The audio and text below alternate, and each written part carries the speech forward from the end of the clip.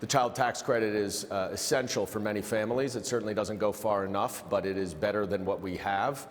An unusual accomplishment in the House, a rare show of strong bipartisan support in the passing of a roughly $79 billion tax cut bill. The package would enhance the child tax credit for millions of lower-income families by increasing the maximum refundable amount per child over the next 3 years, including the one currently underway, provided the bill quickly passes the Senate. Right now, the credit is $2,000 per child, but not all of that is refundable. The bill would incrementally raise the amount of the credit available as a refund, increasing it to $1,800 for 2023 tax returns, $1,900 for the following year, and $2,000 for 2025 tax returns.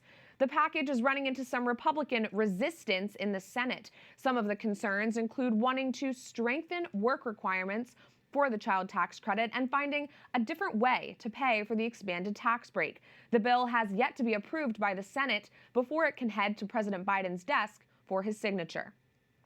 And Vice President Kamala Harris continues to call on Congress to codify abortion during a nationwide abortion tour. At her first stop in Georgia, the crux of the message was to call out pro-life lawmakers for advancing a heartbeat bill and call for the reinstatement of Roe v. Wade. At each of these stops and in the kickoff statement of her tour, she labels pro-life Americans and lawmakers as extremists. The current tour is the sequel to an 8-state college tour that the VP embarked on last year.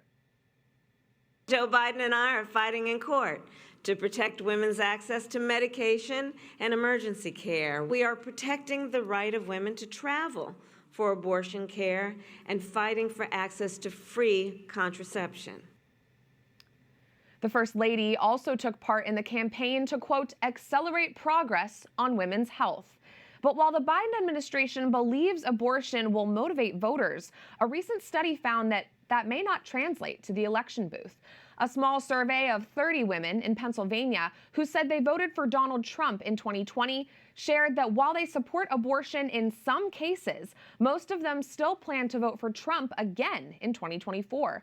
Their reasoning? Access to abortion just isn't as important as other matters.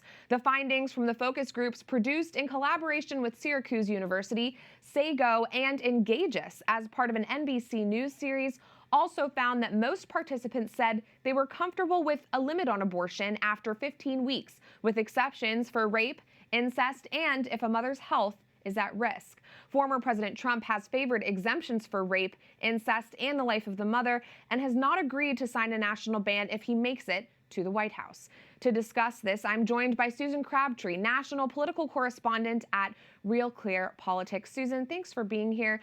Let's just start with your initial reaction to this survey. If women are not primarily concerned about the legality of abortion, what is at the forefront of their minds? Well, I think in that particular focus group, you were dealing with Trump supporters, and Trump supporters do not list and prioritize abortion as their main concern. Obviously, Trump supporters would be concerned about immigration and the border, cost of living, and the economy. A new NBC poll shows that Trump has a 20-point advantage over Biden on the economy. Wow. Even though it's a very kind of mixed bag when we talk about the economy, you look at the different factors. You see job growth is doing well. You have the stock market is surging of late in the last 2 months, but people still are not feeling it when it comes to cost of living. A November 2023 poll, All in It Together poll, found that while women still think that abortion is a big issue for them, cost of living was exactly the same amount of people, the same amount of women listed that as a top concern, and only 13% saying it was not particularly important.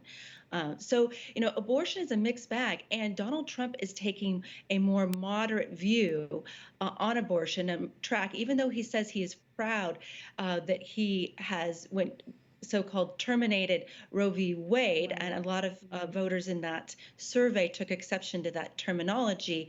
He has said he has called the heartbeat bill, not a great thing, and he has tried to play abortion down. Certainly, we will see the Democrats make it a central issue in the campaign. But how does that compare to what women are feeling in terms of the pocketbook issues that they have to deal with on a day-to-day basis? Yeah, absolutely. And I want to focus more on what these women are thinking and feeling. One of them, in her response, said, "I know I should have a stronger opinion on this," referring to abortion.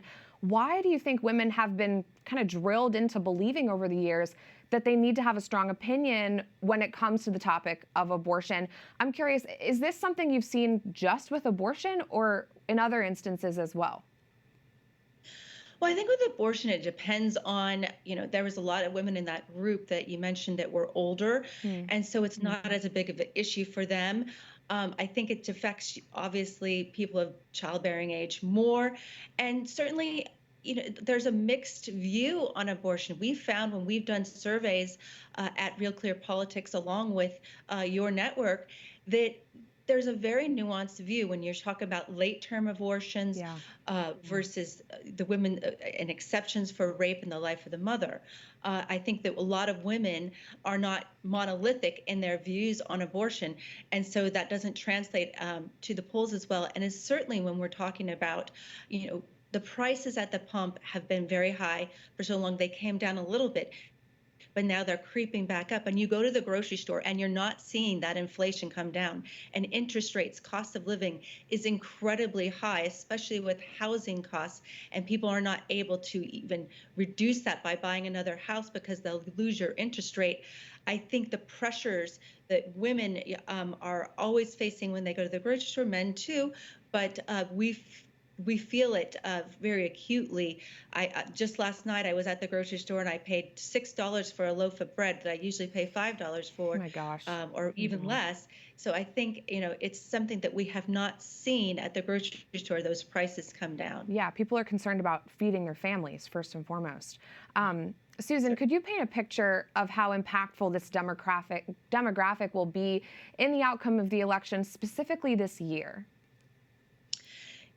This is it's interesting because we see in a new NBC News poll that Biden is leading with women by 6 percentage points. Now, he led in the 2020 election.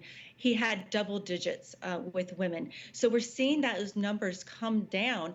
And to me, it's because of the economy and also this great concern about immigration and the border.